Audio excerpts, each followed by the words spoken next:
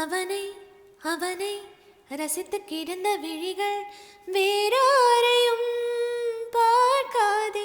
ஹே அவனை அவனை பழகி தொலைத்த இதயம் வேறாரை